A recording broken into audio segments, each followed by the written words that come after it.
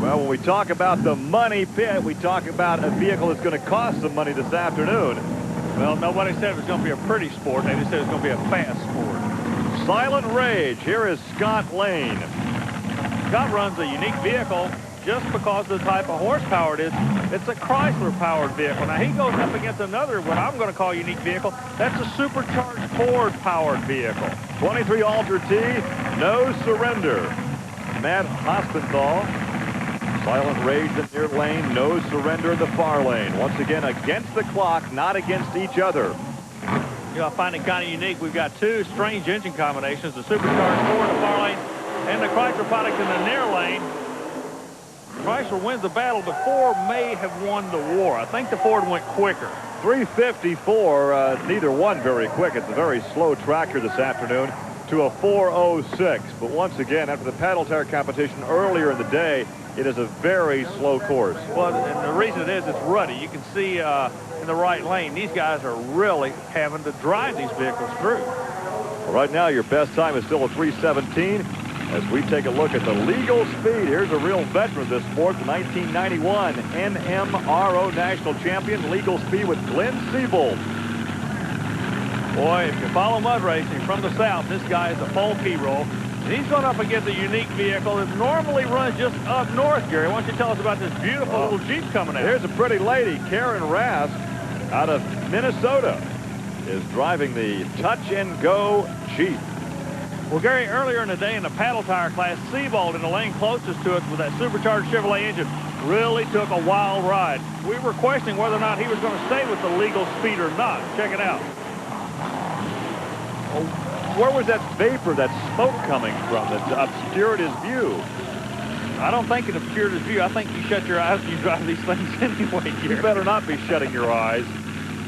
Well, it's unique. Far lane, the nitrous-powered vehicle. The closer lane is the supercharged engine. Now, it looks like the supercharged engine horsepower is working better for this particular pit. She leads quick. Oh, she's in trouble. She's off the track. She'll be disqualified. Meanwhile, Seabold didn't even get that far. Seabold stops in his lane. He broke. The young lady was disqualified. Karen Rask in Touch and Go was out of her lane, so she was disqualified. And the former national champion broke down and never concluded his run. Well, some days are diamonds, some days are stones, Gary. We have more coming up from Davenport, Iowa. On TNN. Welcome back to Trucks and Tractor Power as we take a look at the village of East Davenport, a quaint part of town with lots of buildings from the 1800s down near the Mississippi River. And back to the Mississippi mud, and here's a look at one of the best in the business, Ron Pence in Tater, the Chevy Love truck out of Frederickstown, Missouri. Ron Pence makes a tremendous amount of horsepower, but I don't believe that's where his secret is. He pulls up in the other lane against Bob Monk with the mud stud. Pence has figured out something with the drivetrain. It's something between the engines and the rear tires. It's got to be in the transmission. Meanwhile, the mud stud, he's not going to roll over for anybody. This could be one of the quickest races of the day. They're trying to go quicker in a 317. Ron Pence, watch he turn. Pence has some trouble getting it stopped. Slides to a stop, almost making cut. 311, he does it. 311 for Ron Pence and Tater. The fans seem to enjoy that, but he had some difficulty in the shutdown area. Almost made contact with the mud stud, and there's a 357 for the mud stud.